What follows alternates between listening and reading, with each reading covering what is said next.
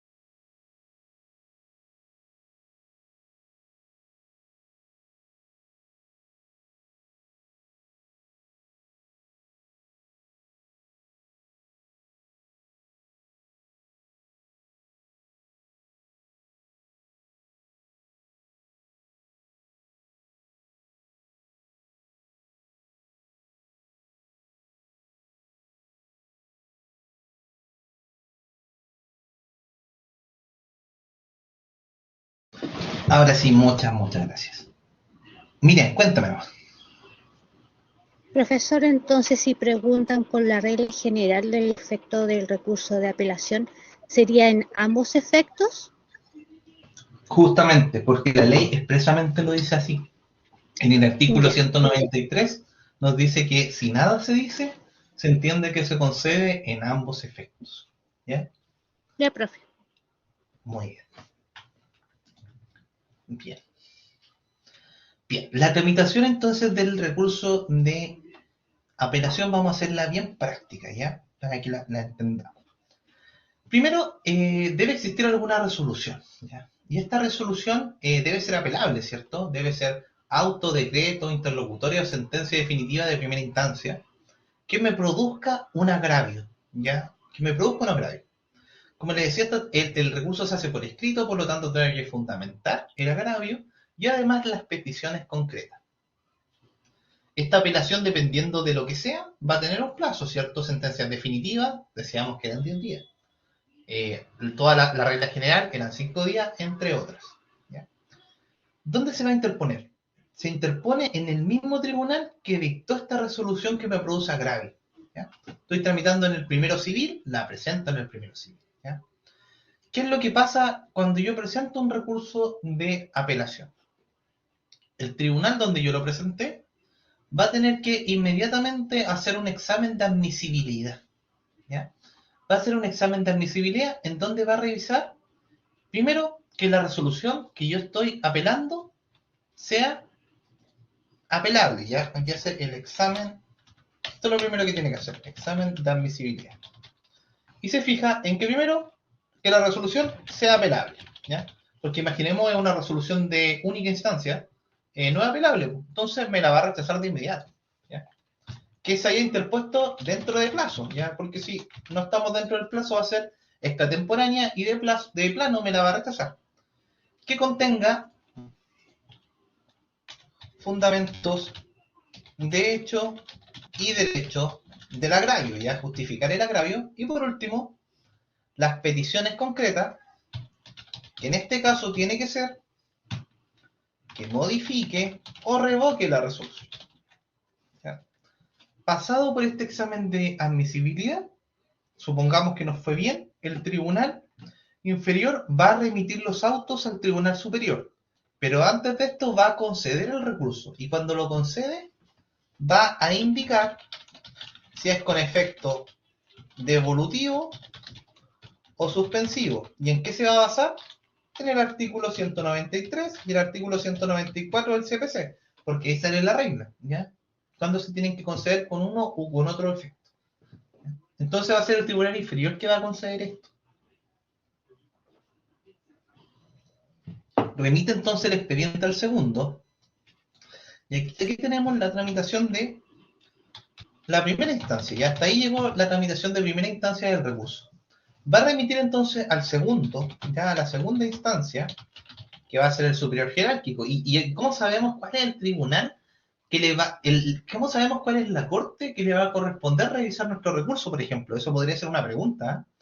Ahí hay que acordarse de algo que estudiamos hace tiempo ya, que estudiamos en orgánico, las reglas de competencia. ¿Ya? Y había una regla que se llamaba la del grado o jerarquía, que nos dice que una vez esté fijado el tribunal de primera instancia, también va a estar fijado el de segunda instancia. Entonces, si el tribunal de primera instancia es Santiago, la corte va a ser siempre la de Santiago. ¿Ya? No podría ser otra. Eso igual es importante para que lo tengan presente. Bueno, en segunda instancia, va a recibir el expediente entonces el tribunal. Y recibido va a emitir una certificación en la carpeta electrónica, ¿ya? Va a emitir una certificación que dice más que nada que se recibieron los documentos del de primera, se recibió el expediente. Esto es súper importante, esta certificación, ¿ya? Porque esta certificación me va a dar un rol distinto al de primera instancia, va a ser el rol de segunda instancia, ¿ya? Y además de esto, desde esta certificación se empieza a correr el plazo en segunda instancia. Desde esta certificación se entiende que empieza a correr el llamado emplazamiento en segunda instancia, ¿ya? Que son 5 días, ¿ya? ¿Qué puedo hacer yo entonces en este emplazamiento, ya? Dentro de este plazo de 5 días, la otra parte, por ejemplo, podría adherirse a la apelación, ¿ya? Al adherirse a la apelación, entendemos que es cuando la parte que no interpuso el recurso primitivamente, también hace un recurso de apelación, también apela directamente. Y podría ser, porque imaginemos que yo estoy apelando porque me condenaron a pagar 5 millones, ¿ya? Pero la otra parte que va a recibir los 5 millones igual podría apelar porque él estaba pidiendo 8 millones y le concedieron solo 5. Entonces, si se dan cuenta, ahí tanto demandante como demandado sufrieron un agravio. Por lo tanto, ambos tienen el derecho a apelar y podría adherirse a la apelación, ¿ya? Además de esto, dentro de este plazo de 5 días, nosotros vamos a poder solicitar alegatos, ¿ya? Poder pedir que la causa se conozca con la vista a la causa y así tengamos alegatos, ¿ya? Además, este plazo me va a servir para interponer un recurso, que lo vamos a estudiar prontamente, que es el recurso de hecho, ¿ya? Y en general es el recurso de hecho cuando se concedió la apelación en un efecto que no correspondía. Por ejemplo, es una sentencia de juicio ejecutivo. Nosotros decíamos que en el artículo 194 dice que las sentencias de juicio ejecutivo se deben conceder en el solo efecto devolutivo. Y supongamos que el tribunal me lo concedió en ambos efectos, suspensivo y devolutivo. Voy a tener un plazo de 5 días para interponer este recurso de hecho, indicando al tribunal, el tribunal se equivocó, esto tiene que conocerse solamente en efecto evolutivo. Por lo tanto, reaperture el de primera instancia para que siga conociendo, ¿ya? Esto se entiende entonces el término de emplazamiento de segunda instancia, que son siempre 5 días, ¿ya? Así que es súper importante la certificación. Y la certificación se notifica por estado diario. Así que uno tiene que estar atento a esto. No es que te vaya a llegar un receptor a decirte, mira, se certificó. No, esto se hace de inmediato, ¿ya? Entonces, cuando uno apela, tiene que estar muy atento, ¿ya? Los días siguientes tiene que estar atento a esta certificación. Bien. Mientras tanto, el tribunal de segunda instancia va a realizar un segundo examen de admisibilidad. Decíamos que el primero lo hizo, pero el de segunda también lo hace, ¿ya? Y es lo mismo, ¿ah?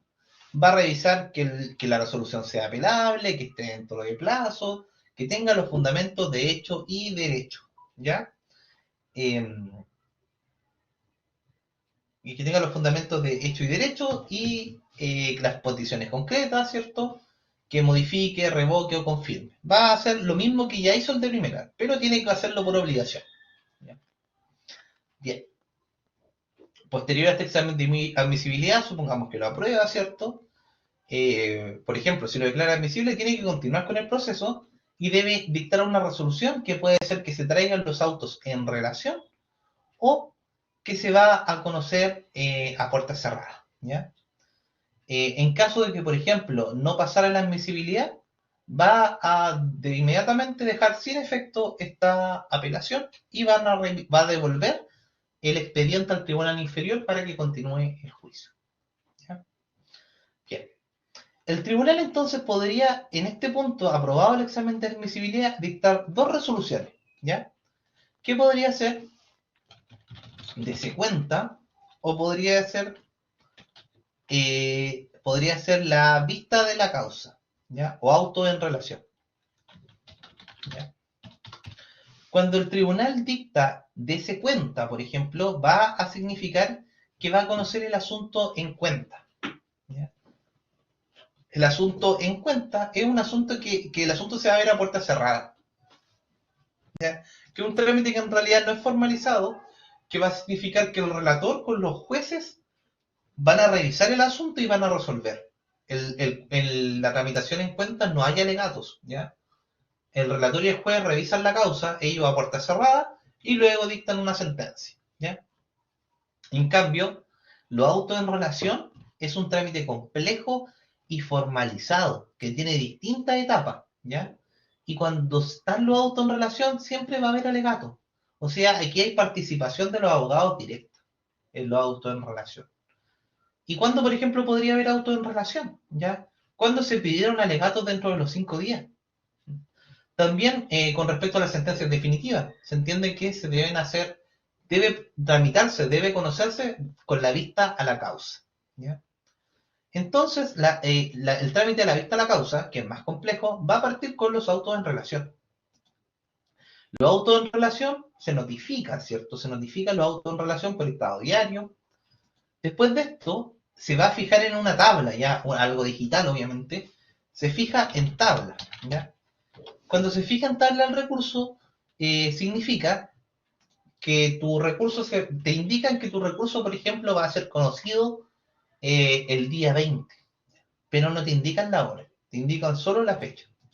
Por lo tanto, el día 20 va a tener que ir a la corte o verlo a través del monitor en línea. El monitor se llama la página para poder ver los recursos de apelación y esperar porque dentro del mismo día se haga el anuncio, ¿ya?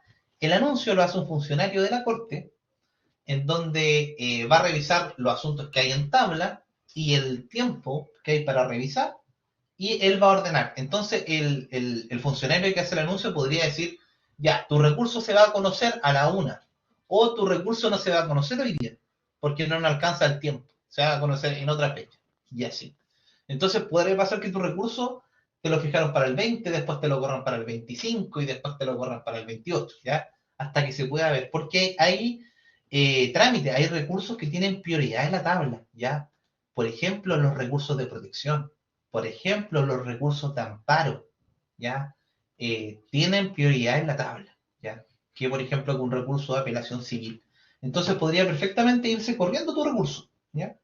Por lo tanto, uno tiene que estar ahí atento también a el anuncio, ¿ya? Entonces el anuncio te va a decir si se va a conocer o no se va a conocer tu causa, ¿ya? Bueno, te dicen que tu causa se va a conocer a la 1, ¿ya? Tú debes esperar, obviamente, a que sea la 1 y ahí inmediatamente entrar a la sala y se va a producir algo que se llama la relación, ¿ya?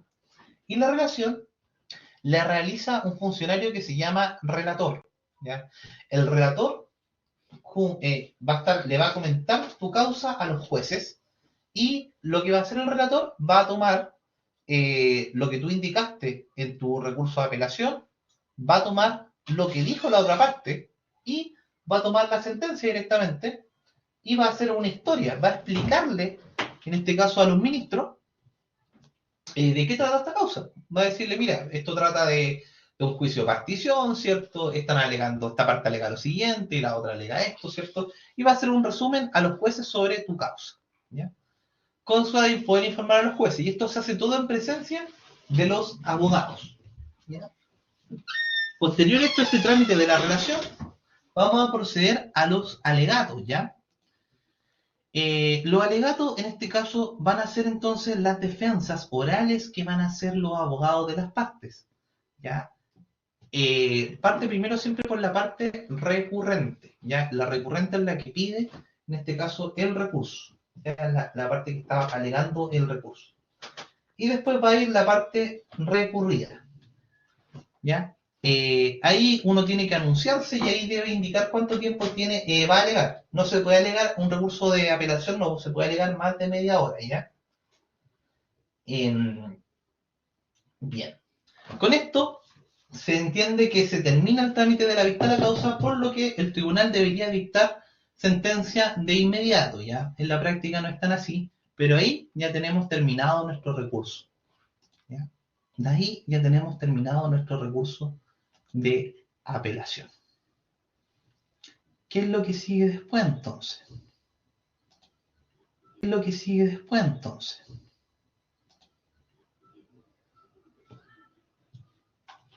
Vamos a poner el power.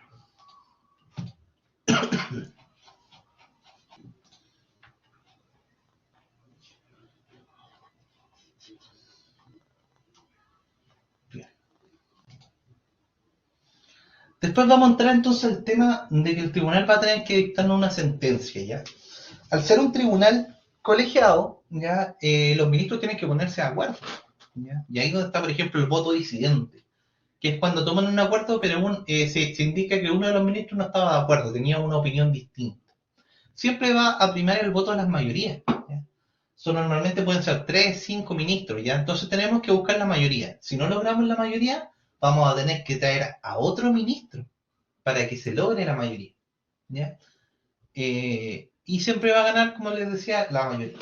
Y se deja en expediente los votos disidentes, los votos de los ministros que opinan algo distinto y el por qué. Bien, la sentencia que va a emitir este tribunal puede ser una sentencia confirmatoria, modificatoria o revocatoria. Confirmatoria va a ser aquella que se pronuncia sobre este recurso y que va a darle la razón al tribunal de primera instancia, ¿ya? Que va a indicar que lo que dijo el tribunal de primera instancia está correcto. Por lo tanto, no procede agravio, ¿ya? Por lo tanto, esto en general es como el rechazo del recurso de apelación, porque va a confirmar la sentencia del primero, ¿ya? Por otro lado, podría ser una sentencia modificatoria, y en donde el tribunal acoge en parte el recurso de apelación. Por lo tanto, indica, claro, esto está bien del recurso, pero esto no. Y esto no lo va a modificar, va a dictar una sentencia de reemplazo, ¿ya? En donde va a modificar la parte que el tribunal reconoce que no estaba bien. Y por último, una sentencia revocatoria, y es cuando se coge íntegramente el recurso de apelación. O sea que el tribunal, la corte, perdón, te va a decir, lo que hizo el tribunal de primera instancia está todo mal, ¿ya? Y vamos a terminar con toda esa resolución. Por lo tanto, cuando hay una sentencia revocatoria, pasa algo interesante acá. La Corte tiene que dictar dos resoluciones, dos sentencias, digámoslo así, ¿ya? Una sentencia que revoca ya la del primero, o sea, una sentencia que elimina la sentencia del primero, con sus partes, todo lo que nos dice el artículo 170, ya, fundamentos de hecho y derecho. Y una segunda sentencia, que es una sentencia de reemplazo, ¿ya?